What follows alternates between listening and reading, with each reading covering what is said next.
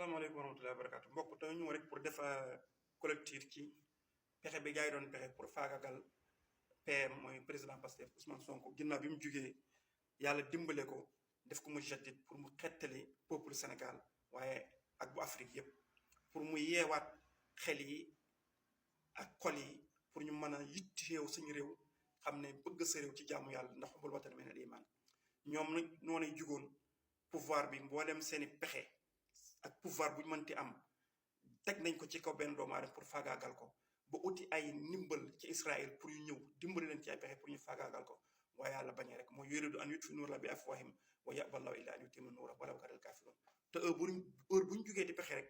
nañ jàpp ne yàlla ma ngay pexe te doomu aadama bu pexe yàlla pexe na nga xam si ni pexe doomu aadama day niil mais pexe yàlla mooy continue wa iz yamkuru bika llaziina kafaru li yusbituuka aw yuxrijuuka wa yamkuruuna wa yamkuru llaahu wallaahu xayrul maakiriin kon ginnaaw loolu nag li tax ñu am ko